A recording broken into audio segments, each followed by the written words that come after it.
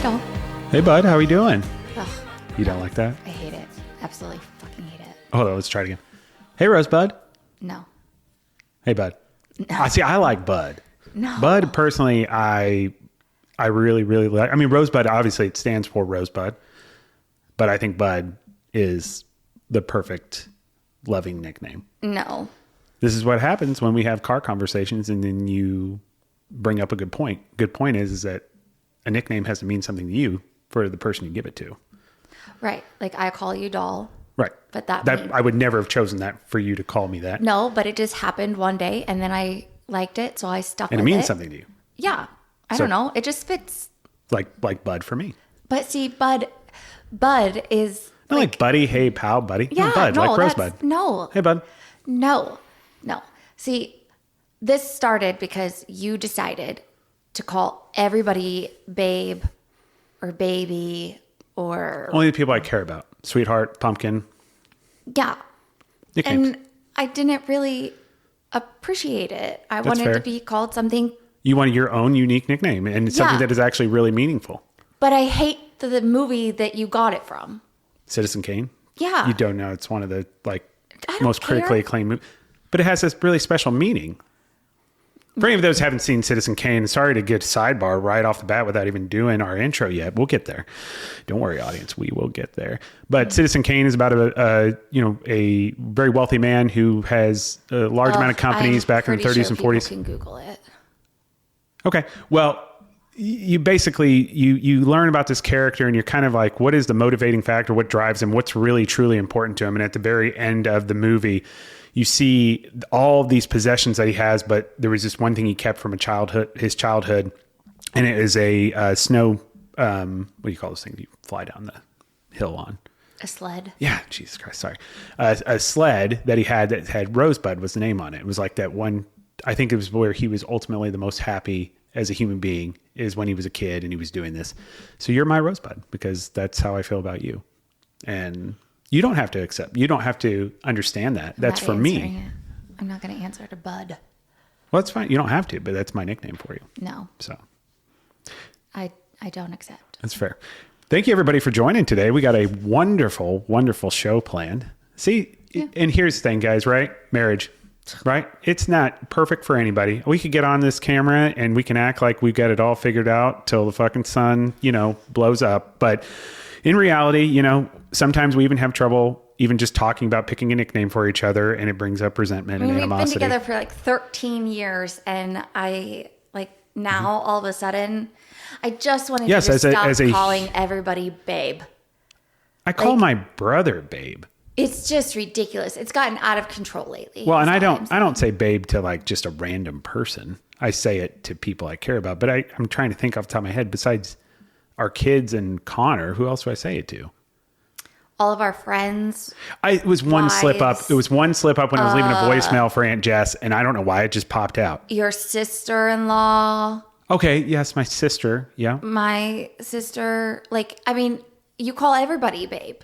That's not everybody. That's like six. There's how many? There's like 8 billion people in the world.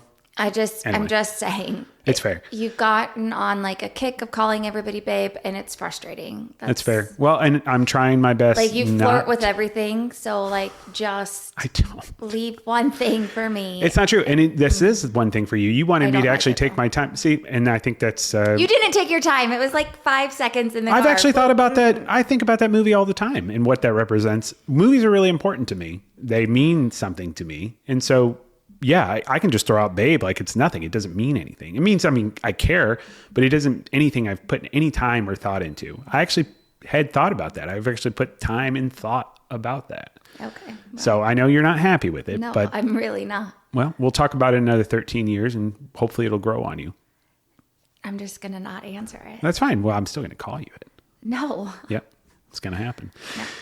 But we do have a wonderful show, everybody. And thank you guys so much for joining and tuning in and all the subscribing we've gotten since the last time we were on the phone. Obviously, it's been a little bit since we've put out an episode.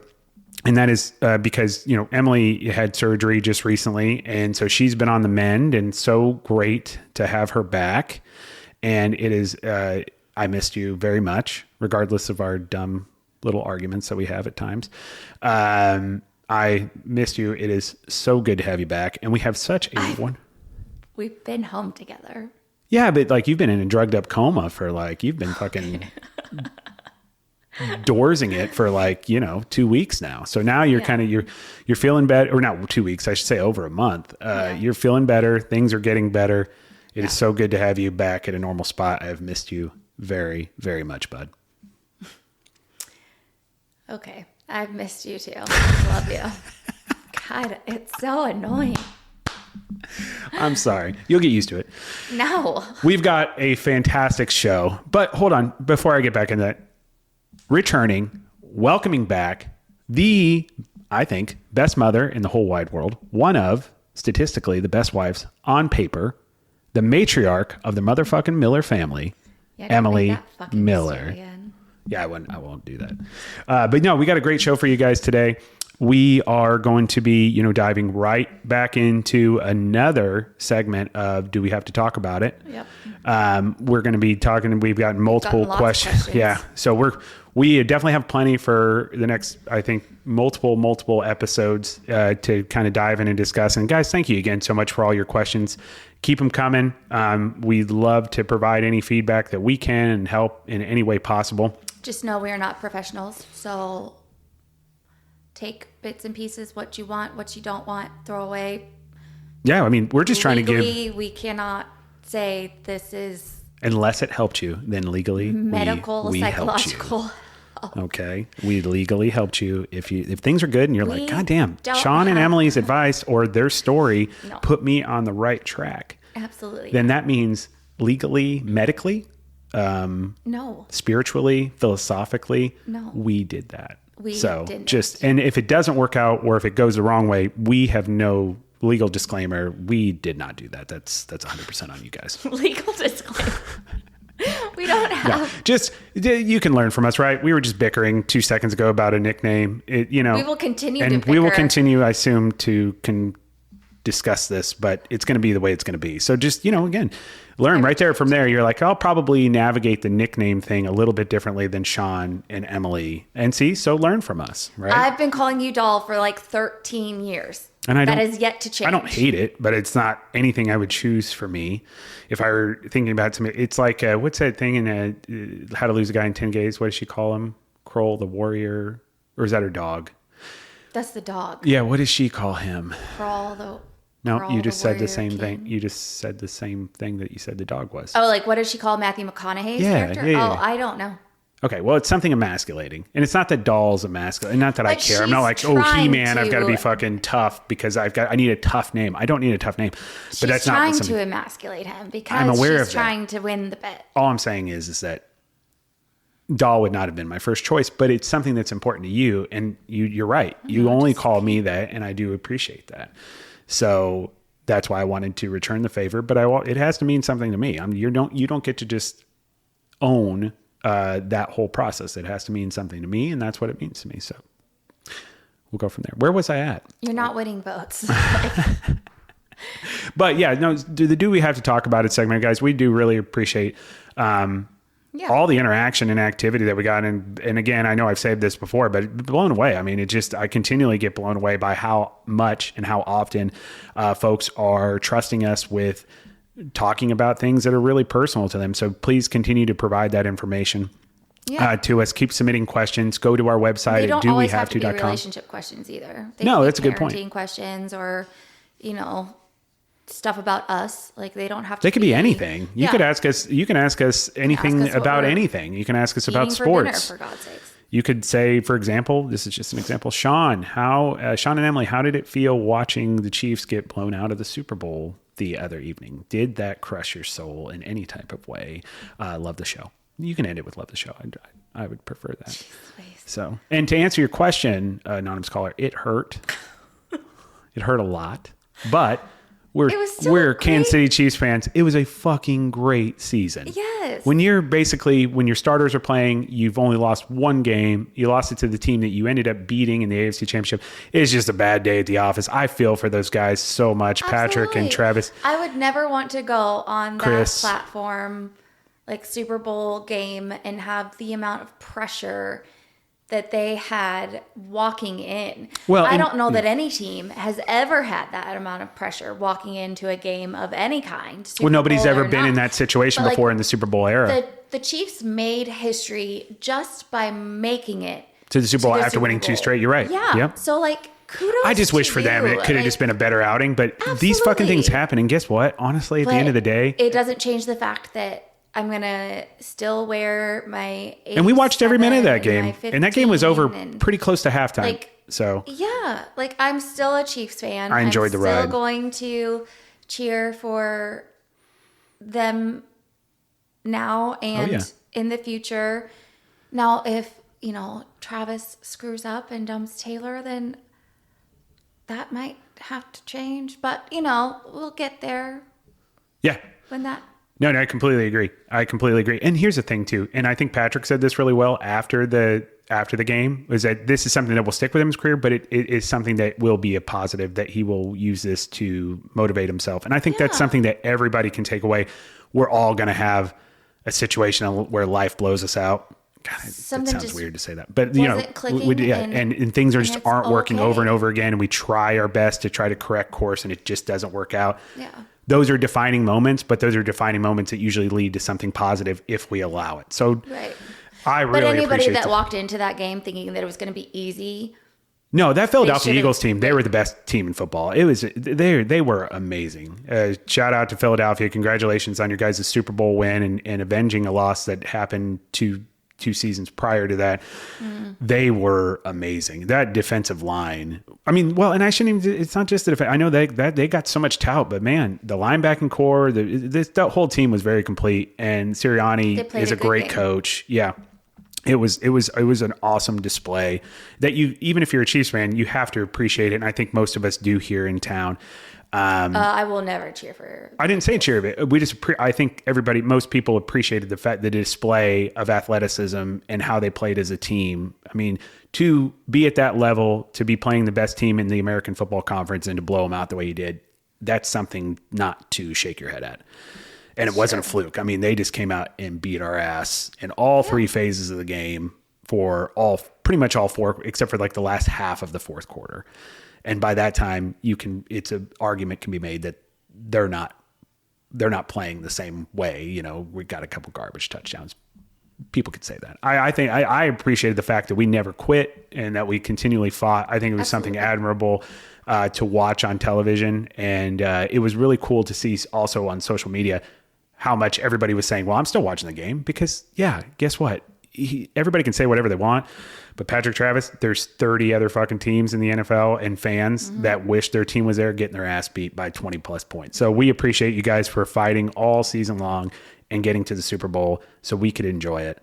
Now, I do owe an apology before we get into this Do We Have to Talk About It segment and talk about our last segment we're going to talk about today, because I know you've been waiting for that. I owe an apology. For what? A really serious one. Okay. 2 apologies, specifically. Okay. I made a huge mistake. Probably the biggest mistake I've ever made since we've been married. And I got to get it off my chest. Okay? Okay. Can we do that? All right. I don't know that we should have that conversation. We take Papa Ron out for various errands prior to the weekend of the Super Bowl. What was that, on Friday? Not Friday. The evening, Thursday maybe, or evening Friday. One of those days. Friday. Prepping for the Super Bowl. And we're getting snack-ons and getting all those sorts of things. And we drive by the liquor store to get Papa Ron Old Style, because Papa Ron likes Old Style. Okay.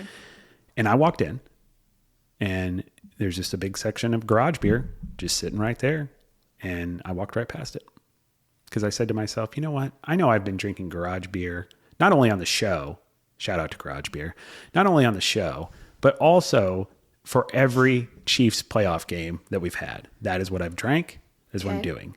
And I'm very superstitious. Yeah, you wore the same outfit every game. Every game. But what was the one thing I did not do on Super Bowl Sunday? I did not fucking drink garage beer. I drank Tanya, which is a Nicaraguan beer. Yeah, you and your brother randomly. We both, without even talking to each other, we selected the same beer we've never drank before from the liquor store out in Liberty. So this and is I did your not drink fault. garage beer.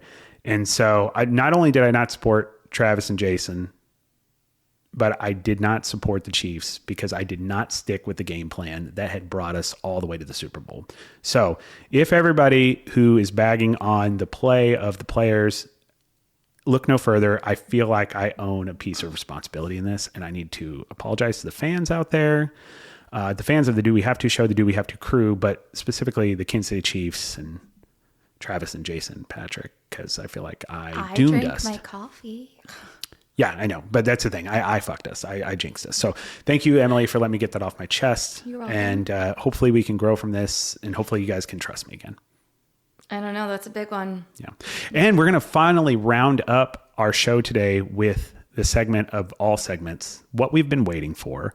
Some say maybe the most groundbreaking news story in the history of news. That is Emily's Bridgerton sex scandal. We are going to talk about it. We're going to dive into it. You guys are going to learn about what Bridgerton is, and you're going to learn about what makes Emily's clock tick. No. Absolutely. We're going to dive right into that today. But first, we are going to jump right into our Do We Have to Talk About It segment.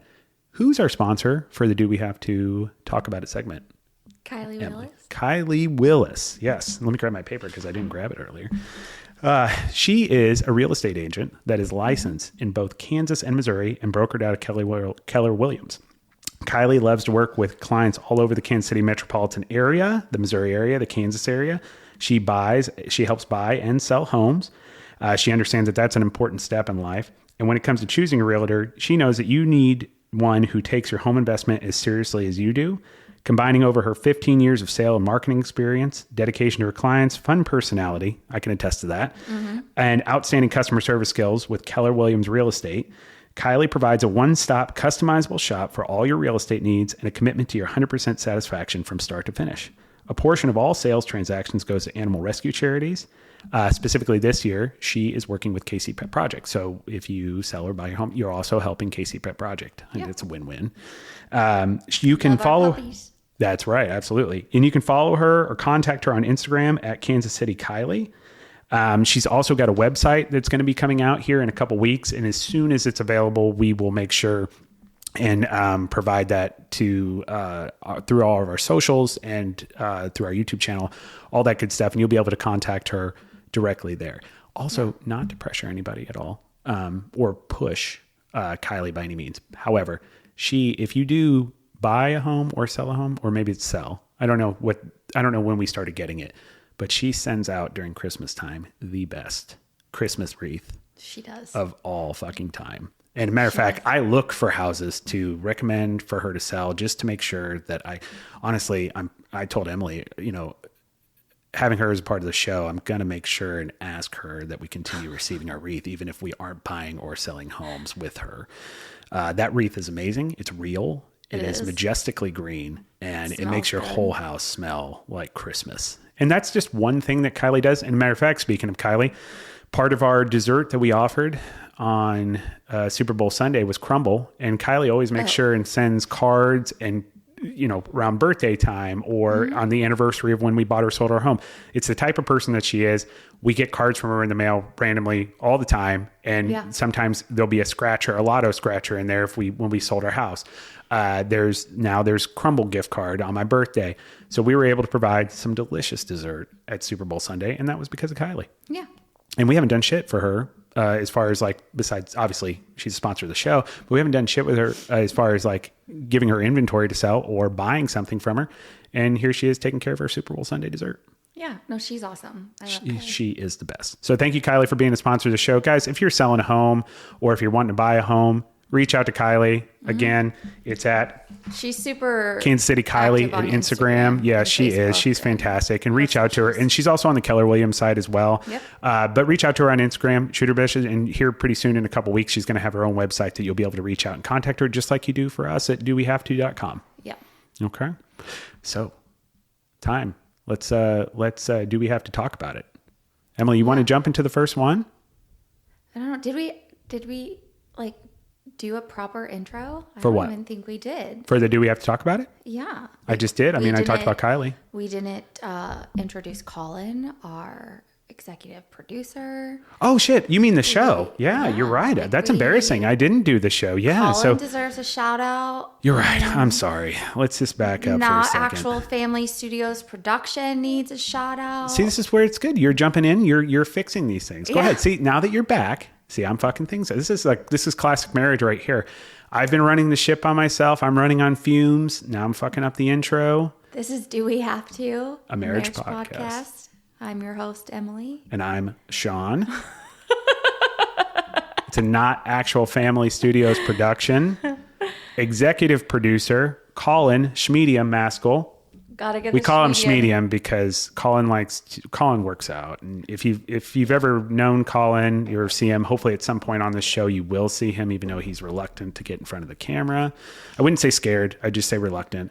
He's a beautiful speaker. He's got a perfectly classically chiseled jaw for film. So he really should be on camera, but he does work out quite a bit. And he likes, even though he doesn't act like he cares about that or like tries to project that, he definitely likes it when people notice it. So he does wear a shirt that is definitely in between the medium and the small size, which I call schmedium. Yeah. He's our executive producer. And that is our show. Yeah. So do we have to talk about it now, Emily? Yeah. Do you feel like we're good as far as, and we're ready to jump in? Like I'm sorry about that. We can do this. Okay, let's do it. I want to go back really fast. You said you had 2 things to apologize for. Well, 2 apologies to make. And one was to Garage Beer, which obviously is Jason and Travis as well, because they have partial ownership in it. And then the other one is the Kansas City Chiefs. Oh, okay. Yeah. Yeah. Let's go. Yeah, there you go. Let's do it. Yeah. Yeah, there you go. Get it in there. Okay, so we've got 2 sets of questions. The first one. 2. I thought we had 3. Well, technically there's 3, but I think like 2 of them kind of go together. So we'll kind of ask them at the same time. Okay. Yeah. Bundle. Did people give their names? You actually, and it's been awesome. Obviously Emily's been on the men, but even though she's been on the men and basically like fucking Christian Slatered almost every day, that means drugged up. Just kidding. Sorry, Christian. Just joking around. I love you and I love all your movies. Even though that's been happening. Probably not. Even though that's been happening, Emily's been taking over doing duties like writing the show, which is probably why the show will be better today. And all these sorts of duties that have been very helpful in making sure that we were able to jump right back into the podcast. So, yeah. Go right ahead, Pumpkin. I'm sorry. So this first one that we're going to pop into for the Do We Have to Talk About It? Read it, bud. Is from Tiffany. Ooh, Tiffany. I like that. She sent us a question that says, her message was, local to Kansas City girl, love the show, and go Chiefs. Yeah, see, she's cheering. She's going. Well, judging, I imagine we got this question during the playoff run. Probably. But I don't think anybody in Kansas City had a good Super Bowl, but I'm sure she had a great time. Out for the count. Super sorry, everyone. I was wondering, do you guys think 40 minutes to an hour is too far to have guests travel for a wedding? The venue I'm in love with is 40 minutes away from family and friends. However, they gave us a great deal, and I can't seem to find one near me that I love the same. Someone told me that it's too far to have people travel after they've been drinking, but I don't feel like that's my responsibility. Well, let me tell you what, Tiffany. It is definitely not your responsibility. Oh, you made me snort. Sorry. 40 minutes to an hour is not too far to have somebody travel for your wedding. Is this a real question? Yeah. Okay. This is interesting. Keep going. No, I'm sorry. I didn't mean to interrupt you. This is weird to me. That seems like a joke. Okay, go ahead. Keep going. No, 40 minutes to an hour is not a problem because they're going to have plenty of notice with I'm just trying to something think called of an invitation. And they have the choice to either accept or deny. And they're adults. And so I think they should be able to handle themselves in an adult manner. And there's also these things called car share, Uber. She's in the Kansas City area, right? There's nowhere an hour. Like, I'm trying to think about where the fuck this wedding is, but like the only place I could think of is maybe like Powell Gardens. But if that's your venue for your wedding, take it, go for it. If you got a deal, by all means, it's beautiful. Like, absolutely. And it's your wedding, Tiffany. It's fucking insane. So putting it, you know me, I always, there's more to anything always, right? Yeah. I put my detective hat on while I was intently listening to you. And actually, while you're talking about that, it made a couple things pop in my mind. Yeah. Whoever said this to Tiffany is somebody of vital importance in the wedding, meaning that likely it is somebody that has some sort of potential financial influence on what's being done. Because in my mind, unless you have some sort of control over what's happening, like you have some sort of input, this question doesn't even come up, because Joe Schmo or fucking cousin Ricky saying, "Well, I'm gonna get fucked up. I need somewhere I can," assuming that would not matter. But this is also Kansas City, so like there's hotels everywhere. I know that, but my point is that somebody that's involved in the wedding. So my thought is it's either her parents or the in-laws have voiced some sort of opinion about this, which has caused some sort of inner turmoil to even ask this question in the first place. So there are waters to navigate. So I think she's kind of asking this question twofold. I need to be validated. This is not that far, right? This is not a big ask. That's the first question. And to your point, absolutely. You are valid. An hour to 40 miles. It sounds like to me 40 miles, but for some people, meaning that there was some specific person that they're worried about or some specific family that's going to bitch about it, is over an hour away from that, right? That's exactly, I'm just trying to break this down and understand this question, because Tiffany asked it in a very nice way, where there's probably a lot more meat to this than what the question's allowing us to see. And rightfully so, because you don't want to bash on anybody, and I get that. So with that, there's a logistical problem, sounds like, for somebody important to the wedding, meaning probably somebody that's helping in some sort of way is doing it. But if it's within budget, which it sounds like she made sure and said that. She said they got a great deal. That means it's within budget. So it means they're adhering to all the things and being respectful to the people that have given this opinion. And every place that has like alcohol being served, normally most venues that serve it are going to have a last call. Like they're going to have like a time where they stop serving it. If you're 21 years old, it means you're an adult. And I get 21 years old nowadays is different. You should also just be able to know. You need to be responsible for yourself. If I am one of those people traveling over an hour, okay, maybe I don't get sloshed. And maybe if I do, find a hotel and like book previous. And if you can't afford a hotel or can't afford an Uber, then you don't need to be drinking that much to the excess. Right? Like, exactly. Yeah. Now, if it's one of those weddings where they don't allow people to bring their kids, which we've been to several of those, and those are totally fine. We as adults, doesn't sound like that's what's happening. No, but I'm just saying, like, as adults, we made arrangements for our children. We made driving arrangements for ourselves. We went. We had a grand time. We came home. We did what we needed to do. Like, I mean, it's just like we took care of. We wanted to go to the wedding to support the couple. Granted, it wasn't like an hour away. We're empathetic human beings who know that this is somebody's special day. Right. Like, if they want to be there, it's to be there for the drinking. It's the party's not for you. It's for the wedding. It's for the couple. Yes. Not. I hate to say this, and I know there's a lot of people out there that are like, I'm going to this wedding, I'm supposed to be catered to for the reception. No, that's not what it is. I'm sorry to say it. It's their day. Yes. The wedding is their ceremony to commit to each other for life, and then the reception is the celebration of that commitment. And they want to share that with you. Exactly. That does not mean you ruin their fucking day by making them have to plan around you. So let me help you with that, Tiffany. Cousin Ricky or whoever it is that's causing this issue, figure out how to fucking go and have a good time and get yourself home safely, or you're a fucking loser. Well, I mean, nope, that's it. You're a loser. You are a fucking problem, Cousin Ricky. I like this Cousin Ricky thing. I don't know why that popped in my head, but it's got to be some sort of extended outlier family member that you just have to fucking deal with at every barbecue, and they fucking get overly drunk and they start talking about politics or religion, and they're fucking assholes, and they don't think about anybody else but themselves. It just happens, right? Everybody's got those types of people, and that's where you have to have a healthy boundary. here's the deal. Parents are going to want to control things. We're going to always want to control things. I'm going to want to control things for my kids all the way through them being adults till I die. That's where you have to jump in, and hopefully your parents have supported you setting up healthy boundaries. This is a boundary. Mom, Dad, this is my day. Your position in this wedding, or whoever it is, your position in this wedding is valid. I appreciate all the support you're giving me. That's why I'm adhering to all the things that you've kind of set as your boundaries when it comes to supporting the wedding, even potentially financially. I'm doing those things.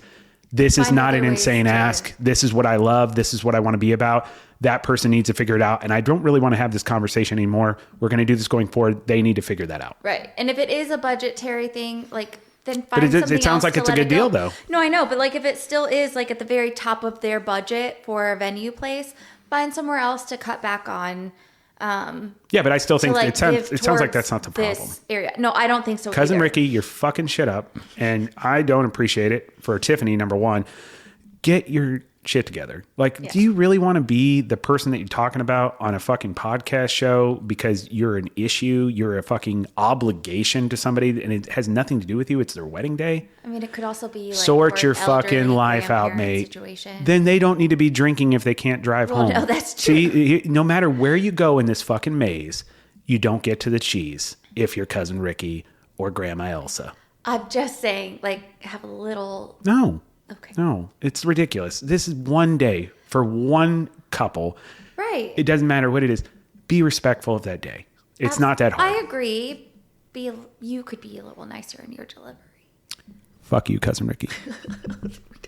So Tiffany, appreciate it. Hey, keep us up to date, Tiff, on what's going on with the wedding. If it's an open bar, shoot an invite our way. You can direct message us. I can get you our address. And we'll show up. We'll have a good time. We'll talk about the shows. And I can have that conversation with Cousin Ricky if you want. That's no problem at all. I would absolutely, in a respectful, professional manner, we could discuss life decisions, and I'd be absolutely fine with that. But Tiffany, and to your partner, congratulations. We are completely in agreement. This is not a big ask for you and your wedding. And we hope that you have a beautiful wedding, beautiful ceremony.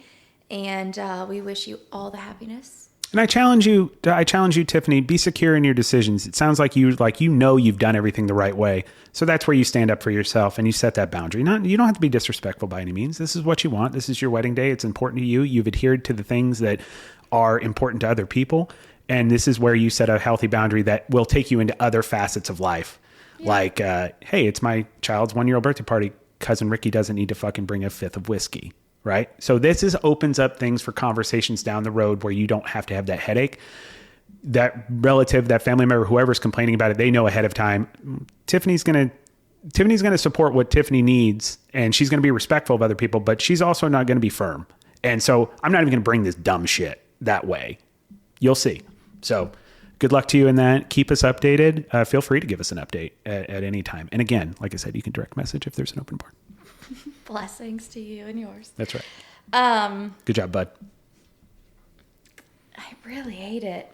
The next questions that we got were a wedding question was good, though. That was fun. And see, we can answer other questions. It doesn't just have to be about bickering about nicknames or things like that.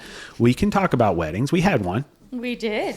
We actually got kicked out of our church venue. We'll have to talk about that sometime. We didn't get kicked out. They told us it was time to go. It was time.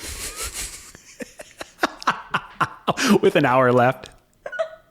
It's fantastic. I wouldn't want to do it with any fucking other person in this whole wide world. My favorite picture from our wedding reception is me with the fifth of Patron with Uncle Jim and Jameson. Yeah, and yeah. Other and Rack City was playing at the time. Rack City. Okay. Anyways, we've got 2 questions, but So we're gonna jam these together. Yeah, because I kind of just felt like they kind of. But you will read each one out, though, right? Together. Okay. Cool. Yeah. So Tim wrote in to us and asked, "What is your best breakup advice to someone who has just been broken up with and who is hurting a lot?" And then Sydney, she sent in a question with, "How do you know when it's time to walk away?" And I kind of felt like those questions went together pretty seamlessly because. Well, one's a getting broken up with question, and one's a I need to get out of this question. But I mean, they do meld together. They also have to do with a lot of emotion. And so you're right. That's very good point. when you're down to where Sydney is, where you're trying to figure out, is this the time to walk away? Oh, Sid. Is this where you're trying to either save yourself from heartbreak or save the other person? And to Tim, it's, clearly you were the one who was on the receiving end of it. Tim was dumped hard. But, sorry, Tim. There are things to do that you could either look back on that relationship and learn from, and things to do to grow and get yourself out of that hurt. Oh, yeah. And put that hurt towards something more like productive. Oh, yeah. I'm not saying don't take the time to feel what you need to feel. So we're gonna jumping into Tim getting dumped.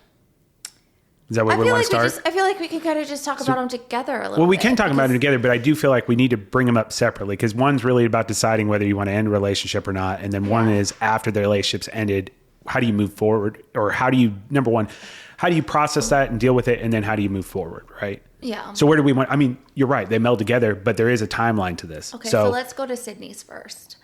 Sydney's the one. Which one's Sydney? She's the one trying to decide, when do I walk away? Oh, easy. You've already decided that.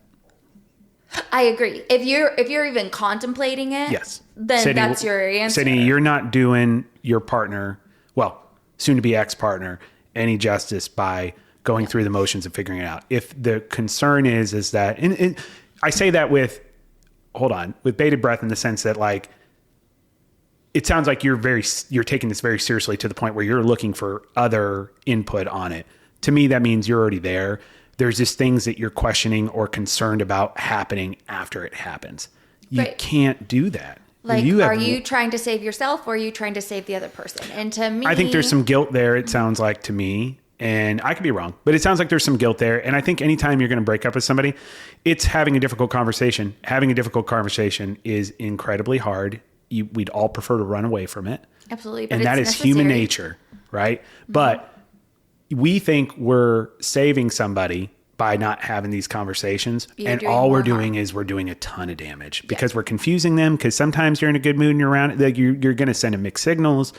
You're creating a lot of harm by what you're doing. So actually, you're really doing something really selfish. And I say that from somebody who's done this, and has had it done too, because it is a really selfish thing. It does not do the other. So if your intention truly is, I want to do the best thing possible, I want to make the right decision. Sounds like the right decision for you is to walk away. Mm-hmm. And I think that's good. Why? Because whether or not you've had the conversation, there are signs that you're not in the relationship in the manner that you you don't have both feet in that thing. No way. So you're giving it off in the way you spend time with each other, the way you may think you're masking it, you're not. It is obvious. It's going to be in your body language. Up. It's going to be in your physical relationship, the mental. Yeah, you're fucking. The more you're in this without ending it, you're fucking that person up. You're going to make this situation.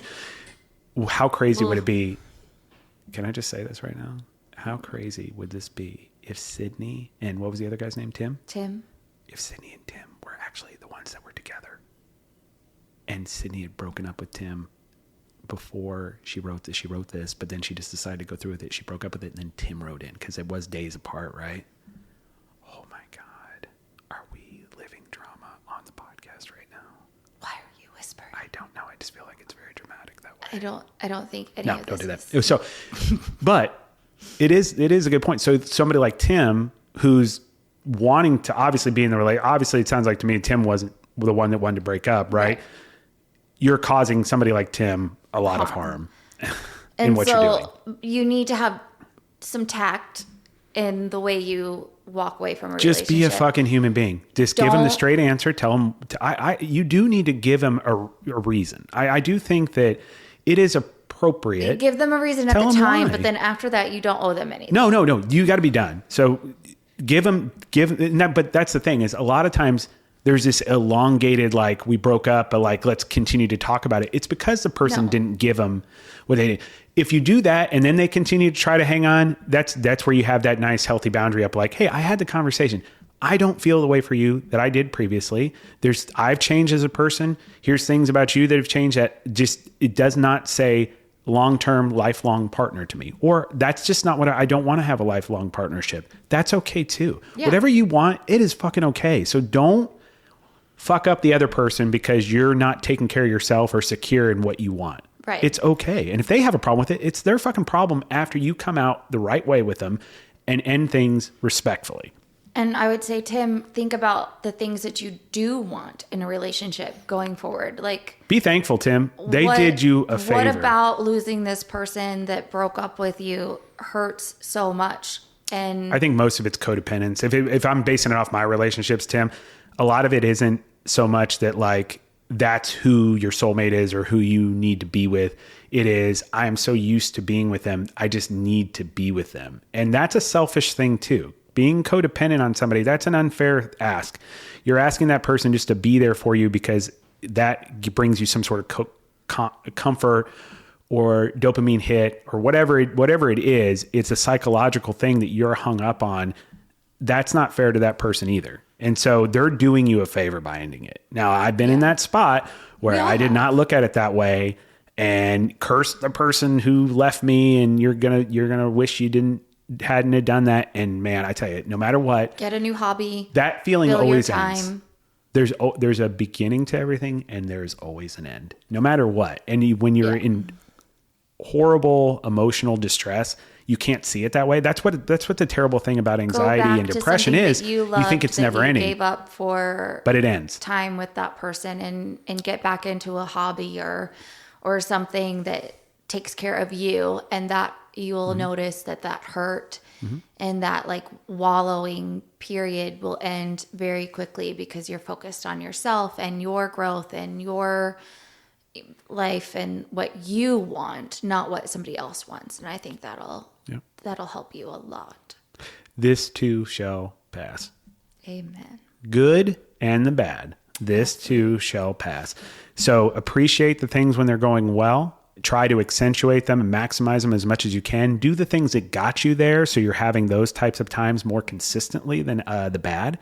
And then know that when you're in the shit, and I say this from experience, it may seem like you're never going to get out of it and there's no other way out of it, but it ends.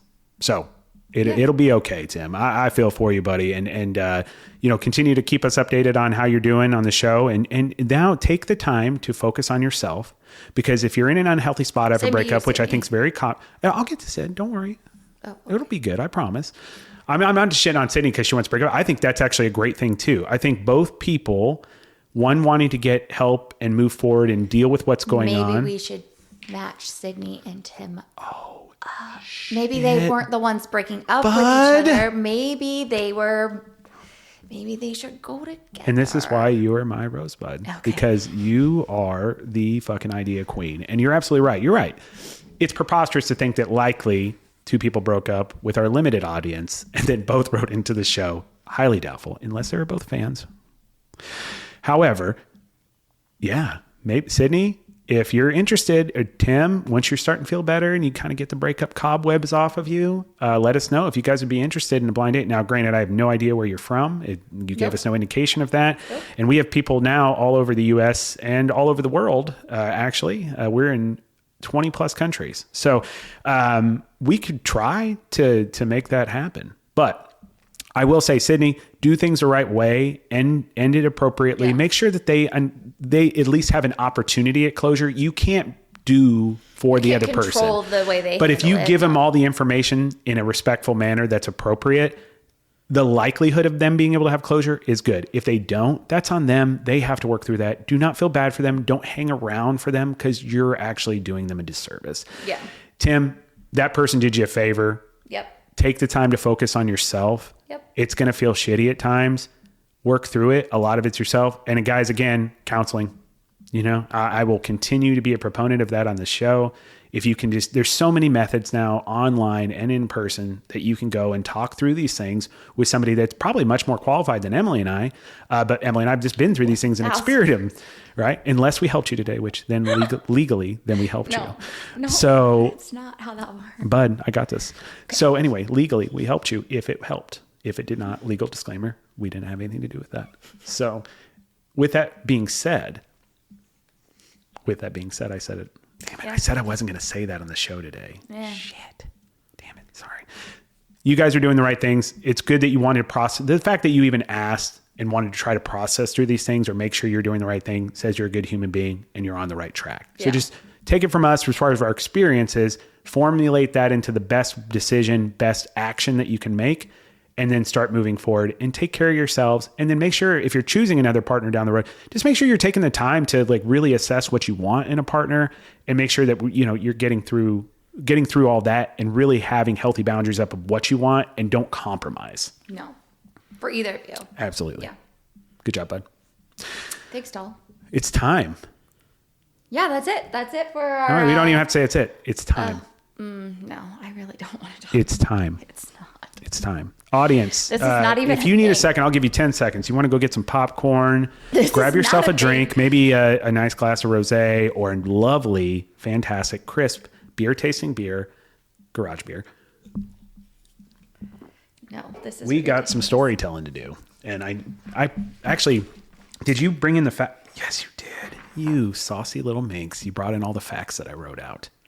Thank you. You've already had them written out. I had nothing to do with this segment. I want nothing at all to do with this segment. It was a crisp August evening.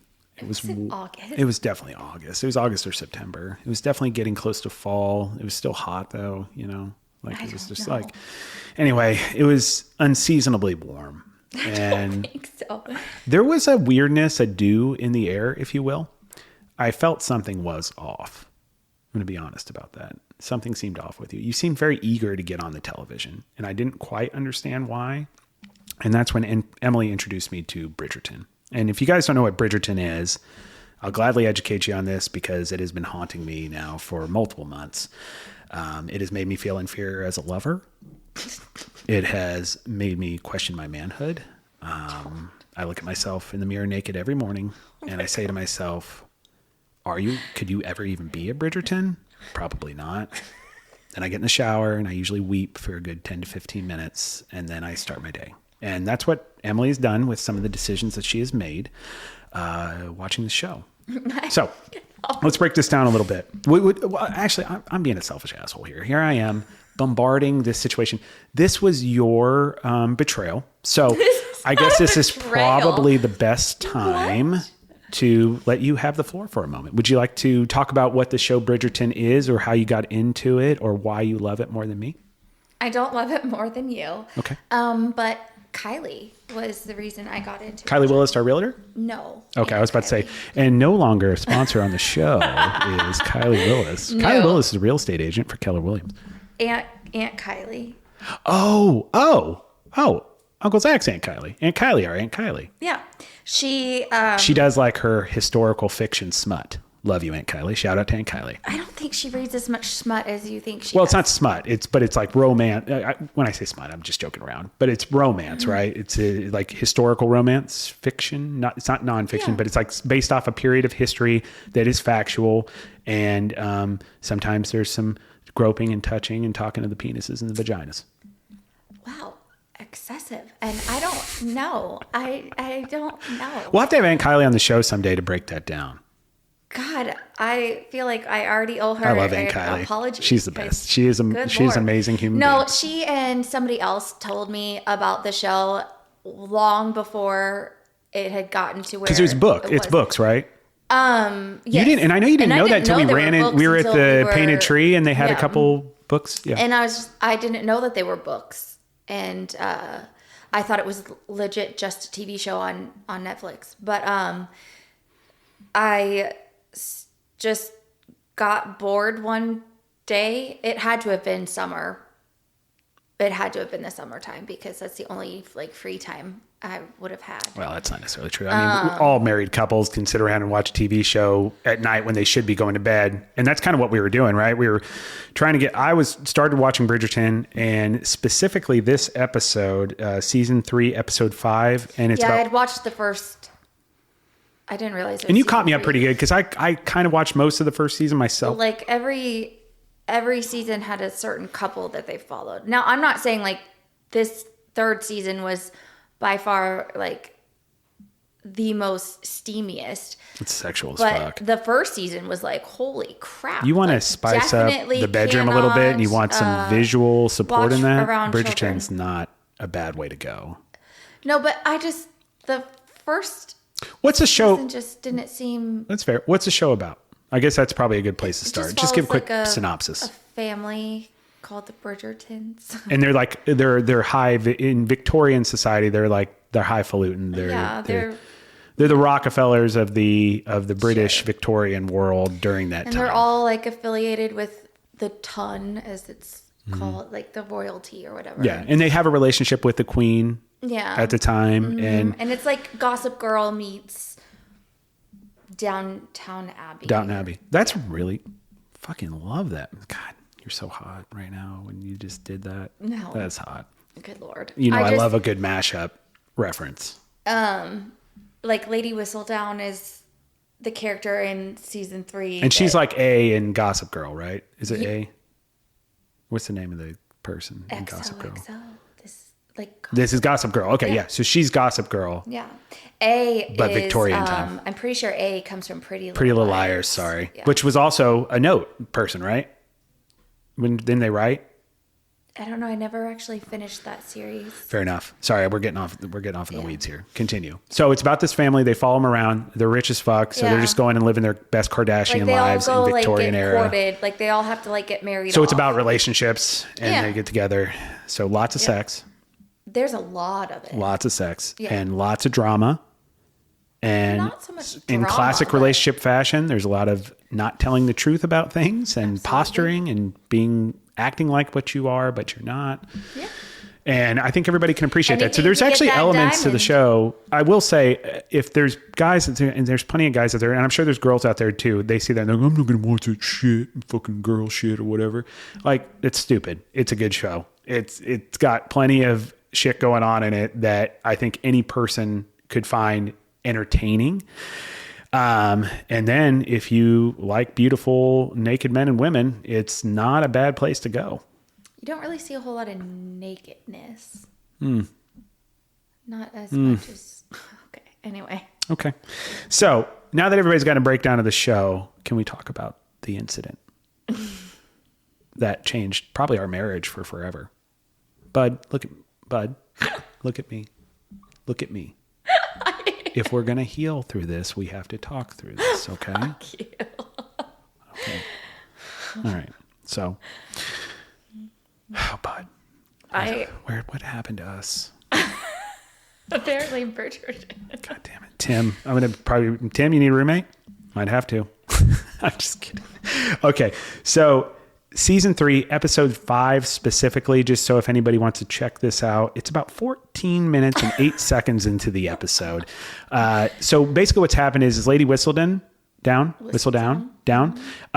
she has been friends with, is he a Bridgerton? Yeah. Yeah. Oh. So one of the Bridgerton boys, which is like the playboy of the show, you can't rope him down. Yeah. You can't rope him down. He's out fucking everybody and everything. Had a glow up. Yeah. And all of a sudden, she is going to potentially marry somebody else. And then he's like, oh my God, I actually care for this girl who's been my friend forever. I'm actually into her. Yeah. And no, that's not going to happen. So then they basically get in a carriage. He performs sexual acts on her. So then that means in Victorian era, that means you've got to get engaged. Out of the blue. Yep. And so they got to get engaged because they did stuff. That she was going to settle for got ruined. Yes. Yeah. And then on top of that, so now they're engaged. They go up to this empty room in this house, and she's looking in a mirror, and she is having some body image issues. Okay, fair. She's having some body image issues, and he comes up and tells her how beautiful she is, and then they basically just right from there just jump right into him taking her virginity, and not just taking it, stealing it hard. Okay. So I talk during shows and movies. That's why I fucking talk here. Right. So I'm talking away. I'm like, oh my God, this is getting really intense. Well, I noticed about 2 minutes into me talking that it's just me talking and I'm getting no response back. And so he's banging away, and I mean aggressively. And I'm just like, you know what I mean? So and I look over and Emily's like this. And I'm talking to her while she's like this. And I'm saying, are you okay, babe? Are you all right? I thought maybe there was a seizure or a stroke of some sort. And finally, I'm like, Emily. And she kind of comes to. The light goes back into her eyes. She comes back from the underworld. And a big piece of saliva just flies gently out of her mouth. She was so satiated by the sexual activity and the thought of being pleasured in a way that clearly I have never pleasured her, that saliva exited her mouth. It said, I don't want to be in here anymore. It is way too steamy in here. I've got to fucking leave. I just forgot. And that's when I realized in that moment, that would be about 16 to 17 minutes into the episode, that I would never pleasure my wife in a way that Bridgerton just pleasured her. And I hope there's people out there that can relate to that. Okay. And it's a question and it's a journey that I have to take every single day for the rest of my life. And I will never be what Bridgerton has been to my wife. I'm going to try. I'm going to try to make love to you Bridgerton-esque every day of your life when we're able to again. And I'm going to do my best. Okay. Well, when you're done healing. Would you like to? First of all, because we're getting close on time here. We got to wrap up the show, and but I obviously I want to be respectful of you responding to this. But I feel like I've provided all the factual information that's needed for the audience. Okay. Yes, thank you so very much for the absolute humiliation. There's a lot of sex in Bridgerton. However, this was so shocking to me because I didn't expect it. And that was clear. It was by far the most intimate, I felt like we were all making love at that moment. Didn't realize that they went that far. Just say it gave you something that you never knew you didn't have. I didn't know that could be shown on TV. I just didn't know that it could go that. Do you have any regrets? I guess that's probably my first question. Watching the show with you, absolutely. Oh, I enjoy watching it with you, even if it makes me feel less than. We're good. Oh, we are. Okay. Promise. So I would say if we're good with this, we probably should be good with Bud. Huh? No, we're not good. Let's negotiate this out. That's a recommendation. Don't do that. We don't do scorekeeping in relationships. Don't do it. However, she did do something horrible to me. She perceives I did something horrible to her by making a great nickname. However, we all know that it was very, very sentimental and very thoughtful. So let's just call it good, right? With what? The nickname, and then I'll move on from the show. We can move on from the show because it's way long ago and that's not my girl, important. Bud. I love it. Okay, so we moved on. You heard it here, no. right? Live on the show. It could be live. You don't know. Right on the show, and I think that's going to do it for today. Goddamn, this was a great journey. So humiliating. This was emotional. There's nothing to be humiliated about. Somebody did something for you that fucking your ride or die couldn't, and I think that's important to celebrate. So shout out to Bridgerton, shout out to Garage Beer, shout out to Kylie Willis and Aunt Kylie. Thank you for introducing the show to my wife and integrating yourself in our marriage in a way I never thought you could. We love you, babe. So, Bud, it's time to wrap up the show. Again, everybody a part of the Do We Have To crew. Thank you for waiting on us to get another episode out. Thank you for being a part of this. Thank you for all the likes, shares, and subscribes that we've been getting lately. Thank you for all the questions on the show. It has been awesome, and we're going to continue to bring this to you. Just make sure that you're visiting our website, dowehave2.com. Our biggest place where we live is YouTube, obviously. So like, share, and subscribe. YouTube, and it's at Do We Have To podcast, marriage podcast. But we're also on pretty much every social media that's important, or at least that people actually want to follow us on. On Instagram and Facebook and Threads now, we are at do.we.have.to. At TikTok, we're at Do We Have To Marriage Pod. On X, we're at Do We Have To Pod. And again, please submit a question. You can submit questions on any of those socials. I'll grab it. The thing is, we're definitely been gearing up in popularity as far as people reaching out to us, but I still think we're getting close, but we're still at a point where I can kind of keep up on those things. So if you want to ask us questions through there, definitely do. And then for our website though, that's the best way, because then we get notified on it that there's a question, and it gives you actual format to do. So please continue bringing all this to us.